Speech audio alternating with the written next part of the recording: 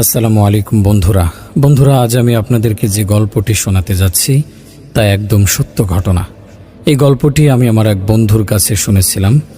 সে আমার ছোটবেলার বন্ধু ছিল না, বরং এই ঘটনা হচ্ছে সেই সময়কার যখন আমরা পুরনো মহল্লায় থাকতাম। আমরা যে গলিতে থাকতাম সেই গলির সবার শেষের বাড়িতেই একজন হাফেজিয়া মহিলার বাড়ি ছিল। তিনি এলাকার বাচ্চাদেরকে কোরআন মাজিদ পড়াতেন। তার নিজেরও 2 ছেলে ছিল। আমরা যখন সে এলাকায় থাকার জন্য গেলাম তখন সকলের মুখে তার অনেক সুনাম শুনেছিলাম। একদিন আমি ভাবলাম তার বাড়ি থেকে ঘুরে আসি, আর এই বাহানায় আমি কিছুটা কোরআনও শিখতে পারবো, কারণ আমার কোরআন পাঠে বেশ কিছু প্রতিবন্ধকতা ছিল। তাই আমি চেয়েছিলাম তার কাছ থেকে খুব ভালোভাবে কোরআন শিখতে। একদিন ভার্সিটি থেকে আসার পর আমি তার বাড়িতে গেলাম। তার বাড়িতে ঢোকা মাত্রই আমার মনে এক অদ্ভুত ধরনের প্রশান্তি অনুভূত হলো। বাড়ির সদর দরজা সবসময় খোলা থাকতো। হয়তো তার বাসায় সবসময় বাচ্চারা আসতেই থাকে, এজন্যই। আর তাছাড়াও এলাকায় তার চরিত্রের সুনাম সবার মুখে মুখে ছিল। যাই হোক, তার বাড়িতে ঢোকার সাথে সাথে আমার এক অদ্ভুত ধরনের প্রশান্তি আর ঠান্ডা অনুভব হলো। কিন্তু তখন গ্রীষ্মকাল ছিল, বাইরে প্রখর রোদের প্রচণ্ড গরম, কিন্তু তার বাড়িতে এক অদ্ভুত ধরনের শীতলতা ছড়িয়েছিল। যেন এটার কারণ এটাও হতে পারে যে পাড়ার মধ্যে সবচেয়ে উঁচু বাড়িটি তার ছিল।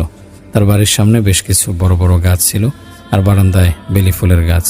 আমি তার বাড়িতে ঢোকার সাথে সাথে তিনি আমাকে সাদরে গ্রহণ করল। আমি তাকে বললাম, আমরা এই এলাকায় নতুন এসেছি আর আমি তার কাছে কোরআন পড়তে চাই। তার সাথে দেখা করে আমার অনেক ভালো লেগেছিল। তার চেহারা এক অদ্ভুত ধরনের নূরের আলো ছিল, আর তার বেশভূষা দেখেও কোনো অভিজাত্যপূর্ণ নারীর চেয়ে কোনো অংশে তাকে কম মনে হচ্ছিল না। যখন সে কোরআন তেলাওয়াত করত, আমি যেন তার তেলাওয়াতের সুরে হারিয়ে যেতাম কোথাও। সুন্দর চেহারার অধিকারী হওয়ার পাশাপাশি সে সৌন্দর্যপূর্ণ চরিত্রের অধিকারী ছিল।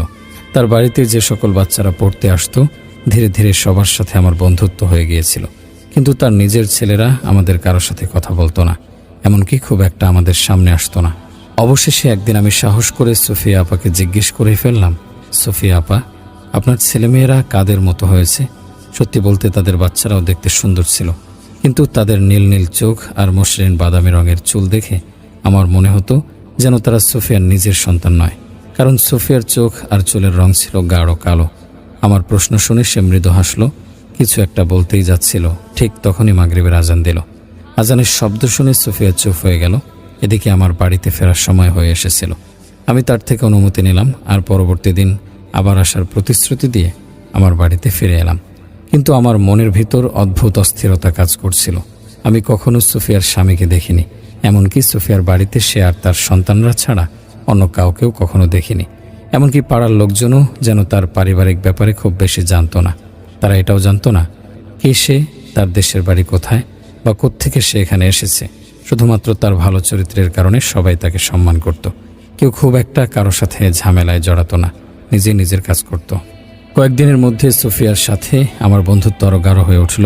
সে আমাকে ভরসা করতে শুরু করলো। পরবর্তী দিন যখন আমি আবার সুফিয়ার বাড়িতে গেলাম, আমার মাথায় তখনও আগের দিনকার প্রশ্ন ঘুরপাক খাচ্ছিল। আমি ভেবেই নিয়েছিলাম আজ আমি তাকে জিজ্ঞেস করবই, তোমার বাচ্চারা তো তোমার সাথে থাকে, কিন্তু তোমার স্বামী কোথায়, আর পরিবারের অন্যরা কোথায়? যখন আমি সুফিয়াকে অনেক বেশি জোর করলাম, তখন সে আমাকে বলাটাই বোধহয় মূল্যবান মনে করল। সে বলল, আমি একজন হাফেজে কারির মেয়ে। আমার আব্বু বিয়ের পরে সর্বপ্রথম আম্মুকে কোরআন পড়া শিখিয়েছিলেন। এরপরে আমাদের মা আমাদের 3 বোনকে কোরআন পড়া শিখিয়েছিলেন। আমার বড় 2 বোনের বিয়ে হয়ে গিয়েছিল। বাড়িতে একাই আমি অবিবাহিত মেয়ে ছিলাম। চাঁদ রাতের দিন আমি আমার খালার সাথে চুড়ি কেনার জন্য বাজারে গিয়েছিলাম, কারণ আমাদের আম্মু কখনো বাজারে যেতেন না। কিন্তু তখন আমি অনেক ছোট ছিলাম। আমার যে কোনো উপায়ে নিজের শখ পূরণ করতে হতো। এজন্য আম্মু আমাকে আমার খালাতো বোন আর খালার সাথে বাজারে পাঠিয়েছিলেন। কিন্তু আমি তো জানতাম না সেই ঈদ আমার জন্য ঈদ নয়, বরং আমার জন্য কিয়ামত প্রমাণিত হবে। আমাদের আব্বু মসজিদের সম্মানিত ইমাম সাহেব আর কারি ছিলেন। আমরা মসজিদের পাশে একটি বাড়িতে থাকতাম। মসজিদে যখন নামাজি ব্যক্তিরা নামাজ পড়তো, সেই আওয়াজ আমাদের বাড়ি পর্যন্ত আসতো।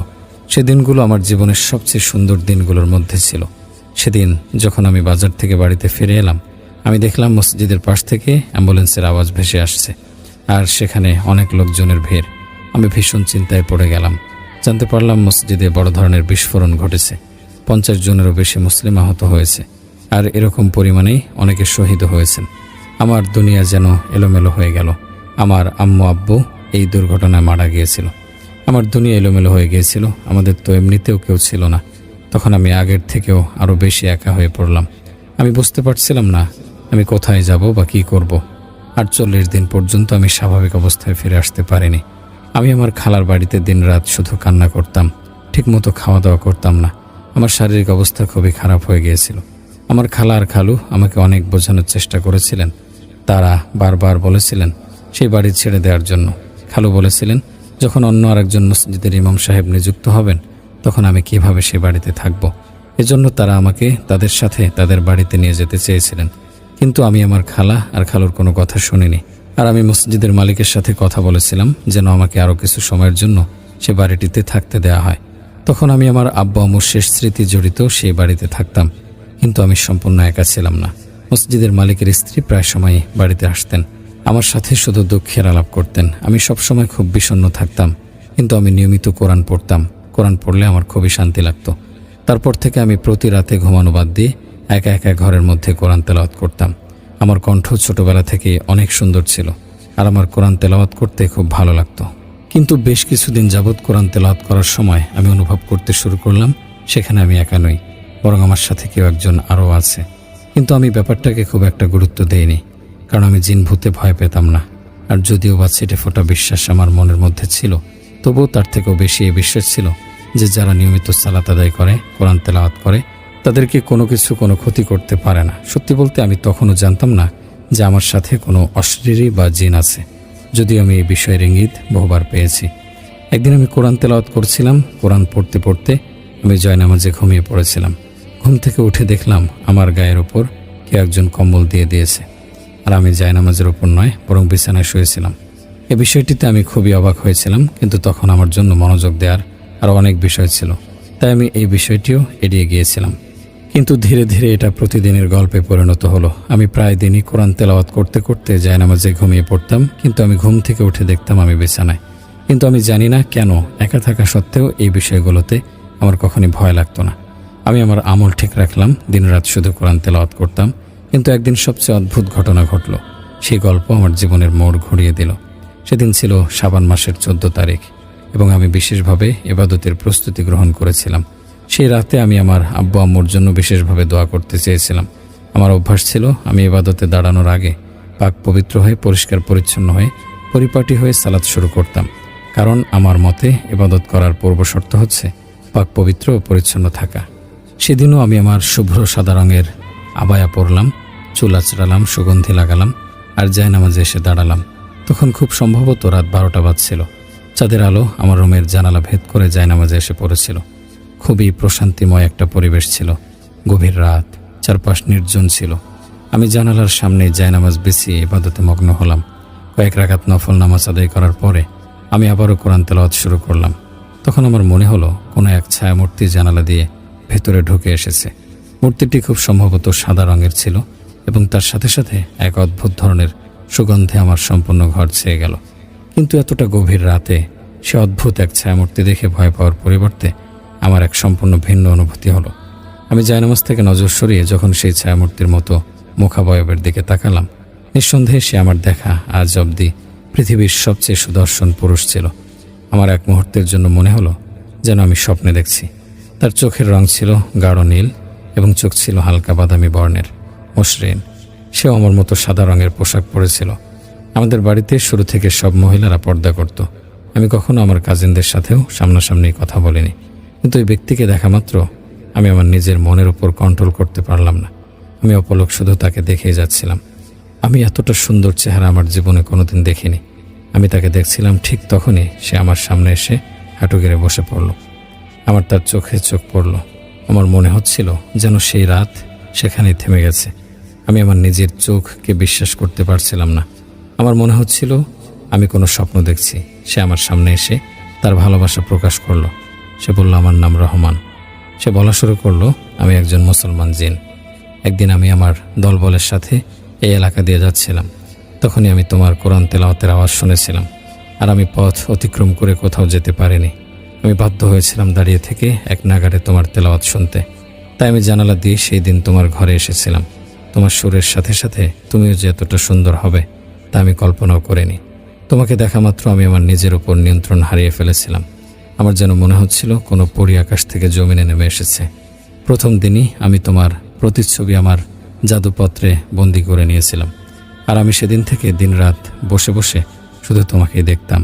কিন্তু তবুও আমি আমার জগতে বেশি দিন থাকতে পারলাম না। তারপর আমি তোমার সাথে তোমার রুমে এসে বাস করতে শুরু করলাম। আমি সব সময় তোমার খেয়াল রাখতাম, কিন্তু আমি তোমাকে বিরক্ত করার সমীচীন মনে করিনি। অবশেষে আমি আমার নিজের অনুভূতি আটকে রাখতে পারিনি। আজ আমি সিদ্ধান্ত নিয়েছি তোমাকে সব বলে দেব। আমি তোমাকে অসম্ভব ভালোবাসি। তুমি কি আমাকে বিয়ে করবে? আমি আমার নিজের জগৎ ছেড়ে তোমার জগতে এসে পড়ব। তোমার মতোই মানুষ হিসেবে থাকব, কিন্তু দয়া করে তুমি আমাকে ফিরিয়ে দিও না। আমি সবসময় তোমার পাশে থাকব, তোমার সব স্বপ্ন পূরণ করব, আর তোমার জীবন থেকে সব কষ্ট দূর করে দেব। তবে আমাকে সে কিছু বলার সুযোগই দেয়নি। আমি অবাক দৃষ্টিতে শুধু তাকেই দেখেই যাচ্ছিলাম। আমার কাছে সম্পূর্ণ পরিস্থিতিটাই খুবই সুন্দর লাগছিল। হয়তোবা সে আমার চোখ থেকেই আমার উত্তর পড়ে নিয়েছিল। সে আমার কাছে আসলো আর আমার দুটি হাত ধরলো। সে আমার হাত দুটি ধরে আমাকে চোখ বন্ধ করতে বলল। চোখ বন্ধ করার সাথে সাথে আমার মনে হলো সে আমাকে জড়িয়ে নিয়েছে। যখন সে আমাকে চোখ খুলতে বলল, তখন আমি দেখলাম আমি সম্পূর্ণ এক অন্য জগতে এসে পৌঁছেছি। চারিদিকে আলো ঝলমল করছিল, আর চারিদিকে সবকিছু শুভ্র সাদা। যেখানে আমি দাঁড়িয়েছিলাম এক আয়না মহল ছিল। চারদিকে নূরের আলো ছড়িয়েছিল, যেন আরেক অদ্ভুত ধরনের সুরের মূর্ছনা ভেসে আসছিল। সেখানকার সব জিনিসপত্র যেন নূরের আলোয় আলোকিত ছিল। রহমান আমার হাত ধরে আমাকে নিয়ে সামনে এগিয়ে গেল। তখন আনুমানিক 9-10 বছরের ছোট ছোট বাচ্চারা আমাকে স্বাগত জানালো। তারাও সাদা রঙের উজ্জ্বল পোশাক পরেছিল। আমার মনে হচ্ছিল আমি কোনো স্বপ্নের জগতে এসে পড়েছি। সেখানে 7টি মহল ছিল। 7টি মহল ছিল 7টি ভিন্ন রঙের। প্রতিটি মহলে সেরকমই সাদা রঙের পোশাক পরা ছোট ছোট বাচ্চারা ছিল। সেরকমই এক শুভ্র মহলের একটি ঘরে রহমান আমাকে নিয়ে গেল। সেখানে একটি বড় সাদা রঙের বিছানা ছিল, আর সেখানে বয়সে বৃদ্ধ একজন পুরুষ আর একজন বৃদ্ধা মহিলা বসেছিল। রহমান আমাকে বলল তারা রহমানের বাবা মা, আর আজ রাতে আমাদের বিয়ে হবে। সে আরও বলল আমাদের বিয়ের মূল কার্যক্রম নাকি আগেই সম্পন্ন হয়েছে। আমি খুব অবাক হয়ে গেলাম। আমাদের বিয়ে আরও আগে কিভাবে সম্পন্ন হতে পারে? আমি তো এর আগে কখনো এই ধরনের কোনো স্বপ্নও দেখিনি। আর তার থেকেও বড় কথা, এই সব কিছু আমার কাছে সুন্দর মনে হলেও খুবই আশ্চর্য লাগছিল। আমি মনে মনে খুবই খুশি ছিলাম, আর আমি মনে মনে তার প্রতি কৃতজ্ঞতা প্রকাশ করছিলাম। আমার মনে হচ্ছিল সেভাবেই সারা জীবন সে আমার হাত ধরে পথ চলুক, আর আমরা পথে চলতে চলতে গল্প করতে থাকি। আমি যখন রহমানের আব্বু আম্মুর সাথে দেখা করলাম, তারা আমাকে সাদরে সম্ভাষণ জানালো। তারা তাদের দাসীকে ডেকে আমার জন্য একটি পোশাক আনালো। এতটা সুন্দর আর কারুকার্যমণ্ডিত পোশাক আমি আমার জীবনে কখনো দেখিনি। সেটা সাদা রঙের একটি অত্যন্ত সুন্দর পোশাক ছিল, আর তাতে সোনালী রঙের সুতা আর পাথরের কারুকাজ করা ছিল। তাতে সোনালী রং খচিত জহরতে নকশা করা ছিল। সেই দাসী আমাকে সুন্দরভাবে বিয়ের জন্য তৈরি করে দিল। সত্যি কথা বলতে সেদিন আমাকে কোনো রাজ্যের রানী যে কম মনে হচ্ছিল না।